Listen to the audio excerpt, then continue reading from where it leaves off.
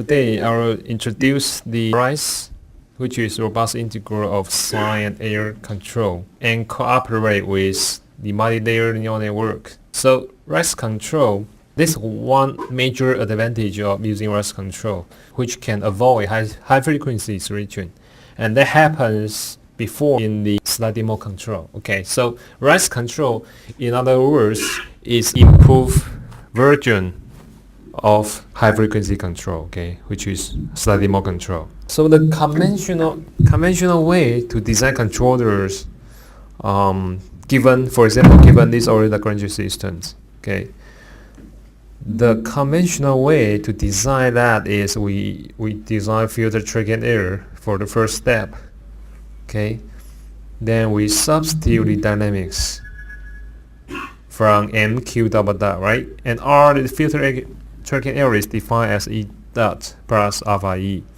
Okay, and we take the time derivative. Now we can see that the double time integral, okay, E double dot, which give you the control access in MQ double dot, right? But in RISE control, because we want to eliminate high frequency switching, so that we take one more time derivative here, okay, on the dynamics, and here you will see that the tau, which is the control, need to be one. You need to take one more time derivative on tau here, okay, and we design the control.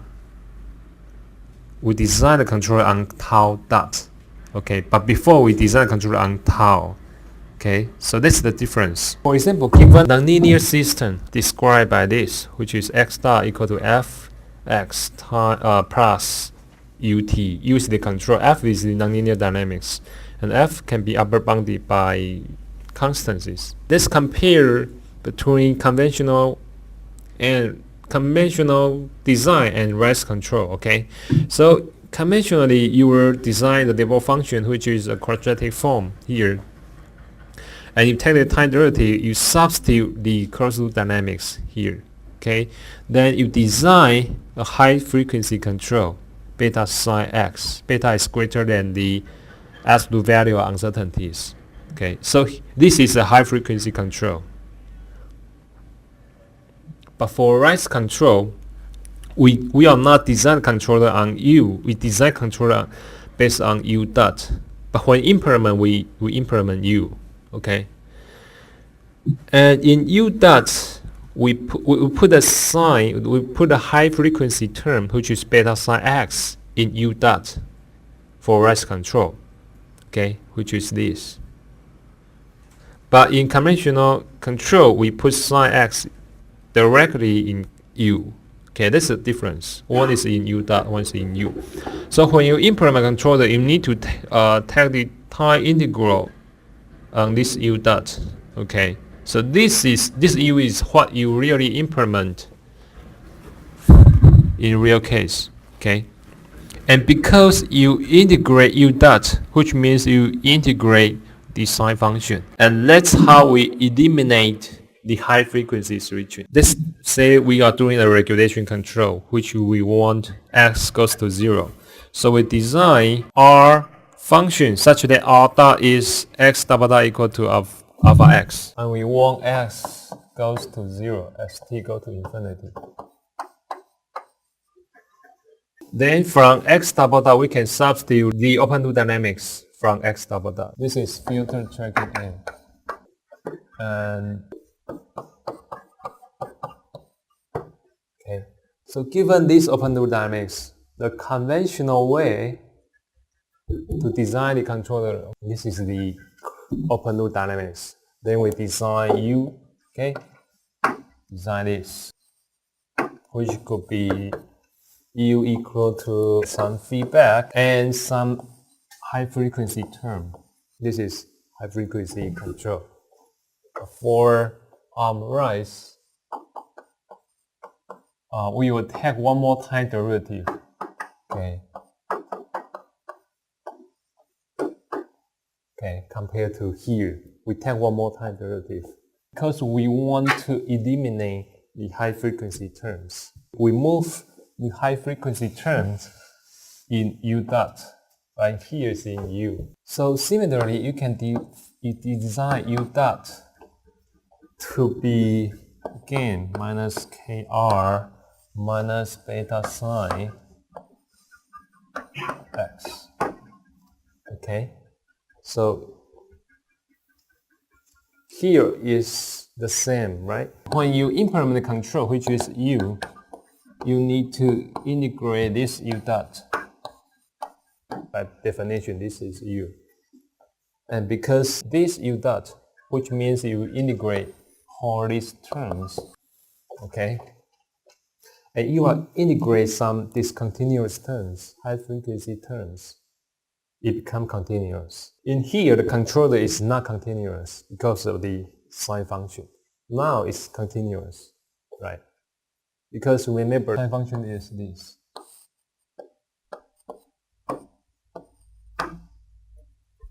Okay, but when you do the integral,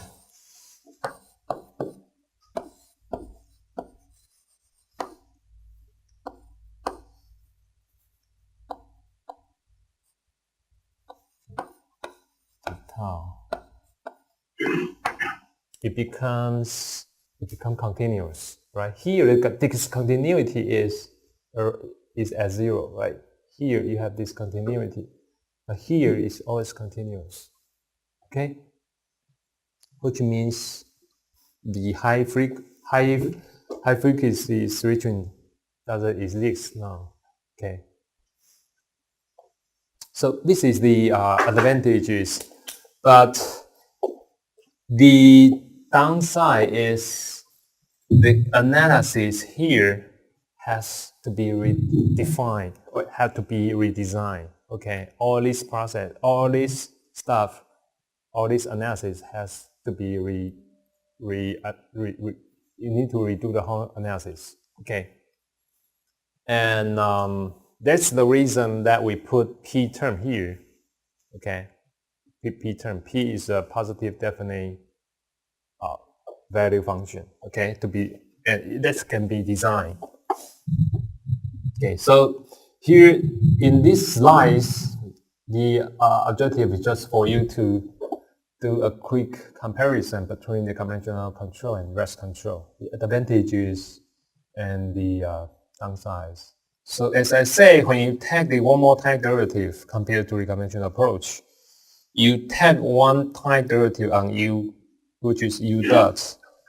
Okay, and of course, you take one time derivative on F, they come out with some nonlinear terms. Okay, and you divided the dynamics into two groups. One is the terms they can be upper bounded by constant. One is the term they can upper bounded by functions, the L functions. Here's the R and X. Okay, so ND can be upper bounded by constants as well as ND time ND dot. And NTL dot is the function that can be upper bounded by X and R. Okay, Z is a matrix, is a color matrix that include X and R. Okay, and here is how you design U dot. You put a high frequency term in U dot. Okay, and next you do the you can obtain the closed loop dynamics here. Okay, where you will see the sine function, the high frequency terms. Now, you do the stability analysis, okay? And the requirement for P here is also defined. It is also designed by the users, but the requirement is P has to be 0 at 0, and P is greater than 0 in when it's not 0. In other words, P is a PD function, okay? And it is radially unbounded. So when you take the time and the form, the P is in this form, which is a constant terms minus some L function. L is the functions defined here. Okay, it's R times ND minus beta sine X. Okay. In other words, in P you have a sine function integral of sine function. That means that the sine function here is to cancel out with another sine function in the dynamics. Okay. In here. Okay. This sine function in R, which is in P, right? Because P is the integral of L function. And that sine function is designed to cancel out with another sine function in R dot, which is this. So here you can see that ND will cancel out with another ND coming from the P terms, okay? And beta sine X cancel out with another beta sine X from P, okay? One is from P, one is from R dot. And finally, you can see that the V dot will be upper bounded by is NSD because P term is missing, okay? Because Z is defined as a combination of X and R. Z is a vector which has elements of X and R. So it's a NSD, V dot is NSD. And you can use invariance series to show that Z will go to 0 as T goes to infinity. Because Rise is the advantage for Rise is it can be considered as a robust control, right? It can cancel out uncertainties because it contains the high frequency terms in the U dot, but in U is not high frequency anymore. But this sine function can be used to cancel out some uncertainties because in here, for example, f is the uncertain function, right? It can be upper bounded by constants. We design beta sine X as a robust term to cancel out these uncertainties. And compared to this, that controller is continuous as the advantages, right? So we want to use Rise cooperate with multi-layer neural network because we know that the neural network, which can be considered as a black box, and that can be used to approximate a nonlinear unknown functions. You can only do approximate. You cannot truly use neural network to represent the nonlinear functions, right? Because they always exist in approximation error. And Rise can use to cancel out the error, the error which can be upper bounded by constants. You will expect to see that using Rise control and multi-layer neural network, you can achieve one, you can control a system with unknown nonlinear functions. Second, you can achieve a syntactic stability, even though that neural network cannot approximate any nonlinear functions. Okay, so that's the two advantages when you combine Rise control with multi-layer neural network. So given the same ordered Lagrange system we mentioned before, okay, now we design three tracking errors. The first tracking error is the difference between QD and Q, okay, desired trajectory and the current trajectories. And you have two filter tracking errors, okay, two filter tracking errors. We used to have only one, but now because we want to take one more time derivative on the error, okay, so we have to use another filter tracking error, which is 2, filter tracking error 2. Okay.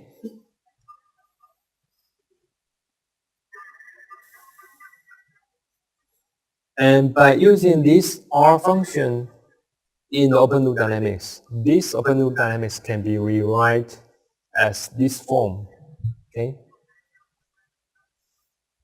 And FD is the function, is this function along the desired trajectories, along the desired QDs, okay? So that the mismatch between the F and FD will be included in S, okay? So S is this, okay? It includes all the mismatch between the desired F and the true F, okay?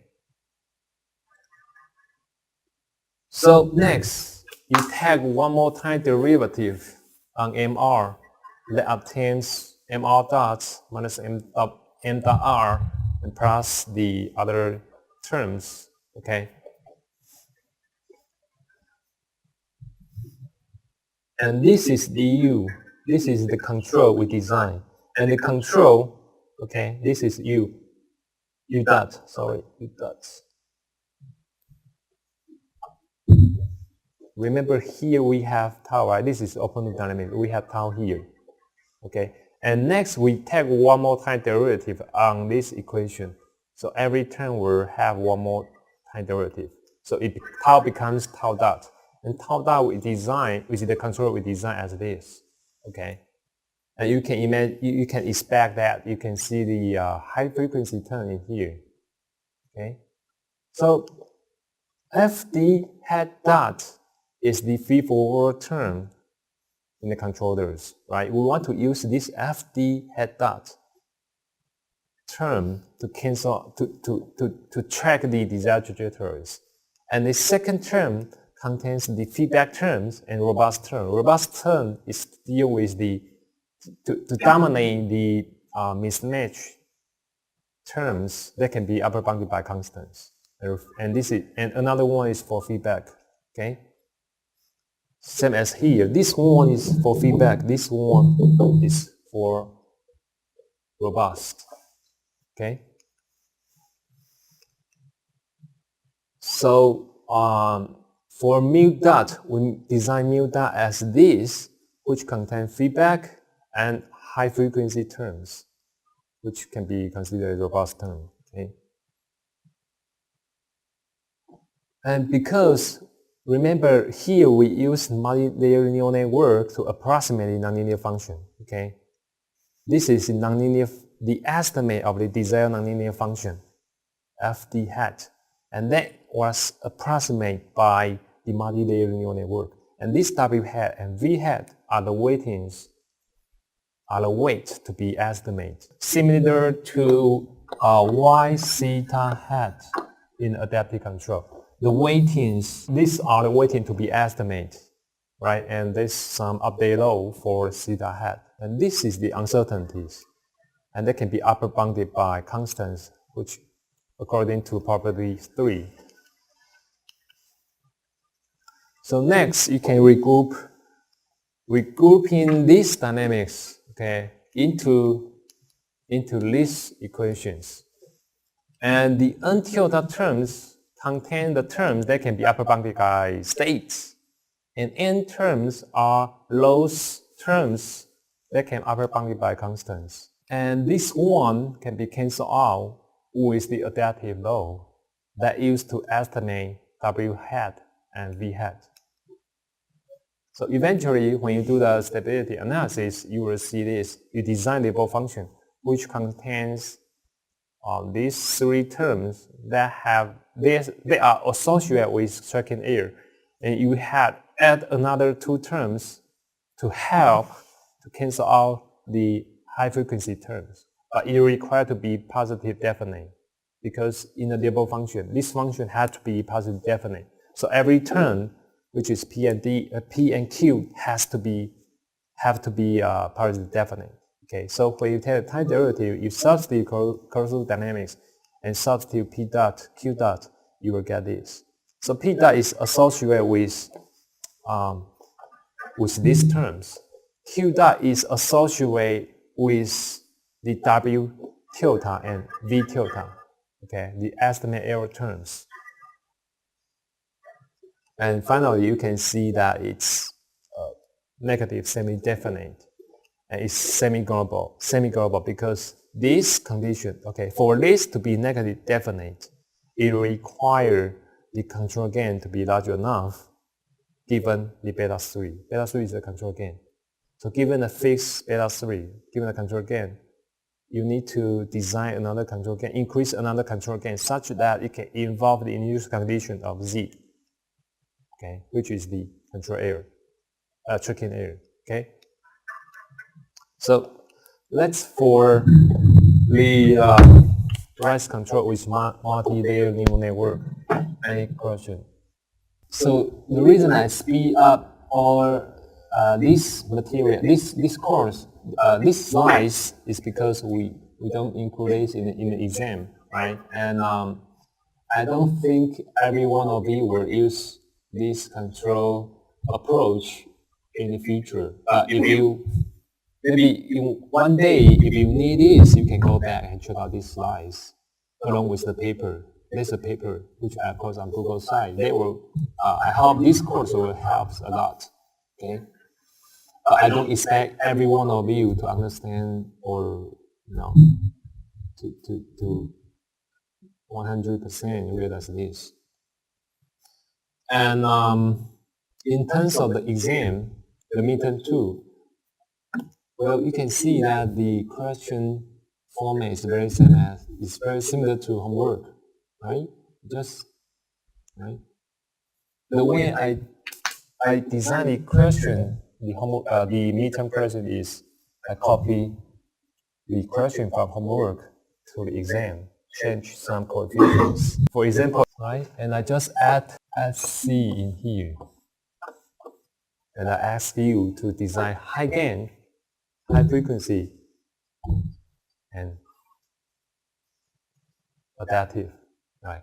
For the adaptive control, the answer is no, right? Because this structure is not nearly parameterized. So you cannot use adaptive control. You don't need to go through all the design process. I see some of you write down the whole process, all the design equations on the paper. It takes 1 or 2 pages, but the answer is no. So you get nothing, right? So I don't want you to do calculation. Just think before you do it. So if you don't have any question, I will go ahead to teach switch control. That's a relative new topics in nonlinear control.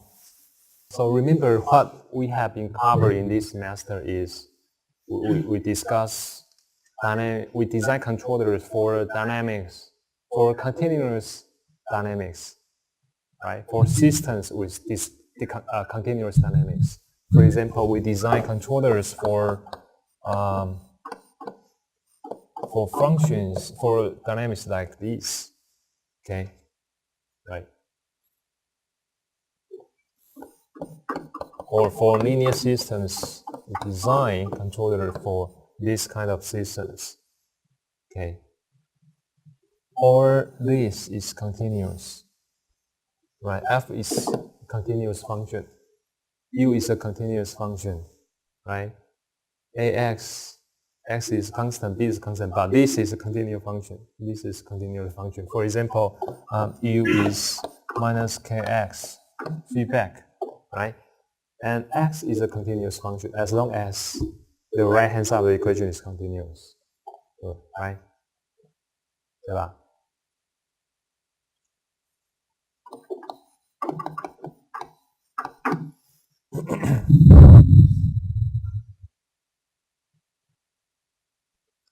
But sometimes we put this high frequency control in the control, but we say this is discontinuous, right? High frequency is discontinuous. Sine function is discontinuous. So in this case, the system is discontinuous, but most of the case is continuous. Okay, we don't quite like these discontinuous systems. Okay, but in reality, in our life, many systems can be modeled, or many systems is a combination of continuous and discontinuous systems. For example, when you drive the cars, you switch the gears from 1 to 2, the dynamics is discontinuous, right? 你换挡的时候 dynamics 其实是不连续的 right? For example,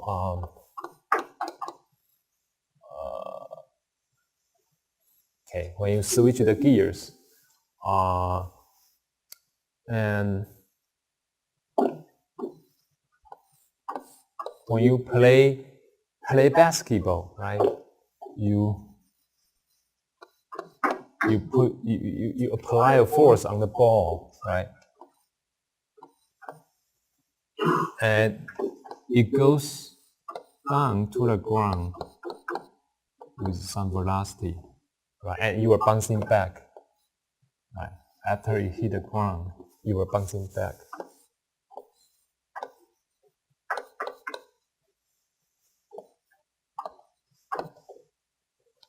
Okay. So in this stage,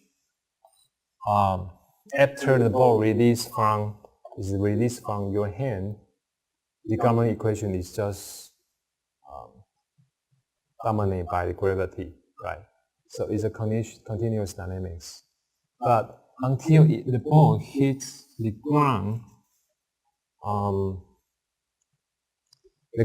give another force here, right? So that it can change the velocity from V1 to V2. Okay. So usually,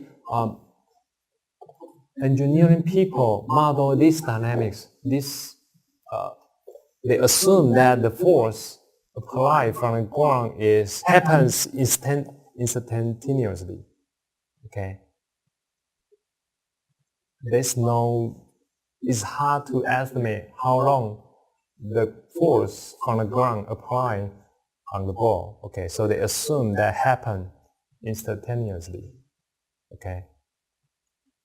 So when you model these dynamics, there will be one system, F1, in here. Here's F2. Okay. Okay. So you can see that one is F1, F2. If F1 is not equal to F2, which it is, right? The dynamics is discontinuous. Okay. Same as when you drive the car, you switch the gears, the dynamics is discontinuous. Right? So for this case, we haven't discussed how we can design controllers on switch control systems. Right?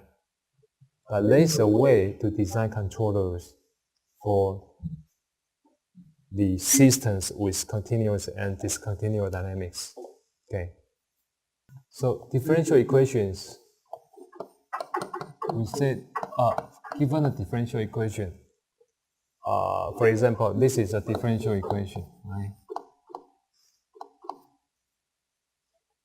The x star equal to fx. F is a continuous function.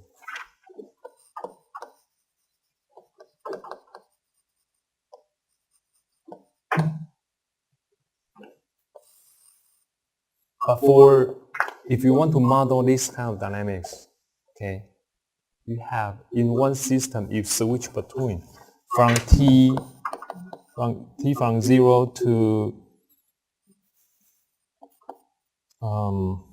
t0 to t1, t0 and t1. The dynamics can be modeled by this ODE, and from t1 to t2 you have this dynamics. Okay. So how can you model, how can you know the solution of x? If you given this differential ODE, we can solve the solution, right? But how about this? We don't know the solution. The solution cannot be obtained using this approach, right? So for this kind of system, the solution, to model this, we call it differential inclusions.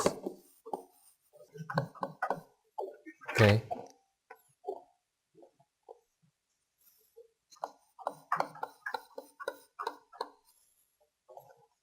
X star belongs to capital F. And capital F is a combination of these two dynamics, which is defined as a convex linear combination of F1 and F2.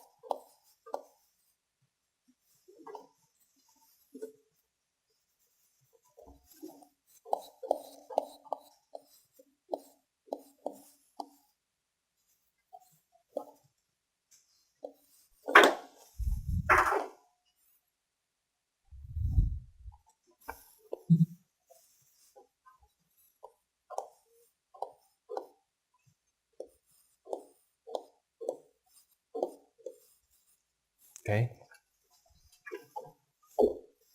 Capital F is a set, a convex set of F1 and F2. Okay. It's a set, not one differential equation, not one function. It's a convex of two functions. So it's a set. 它不是一个 F， 它是很多 F. And all the set of F is this. It's a linear combination of F1 and F2. And the coefficient is alpha, which is between 0 and 1. Okay. Every function, every of this function with different alphas. When you see this big bracket, it's a set.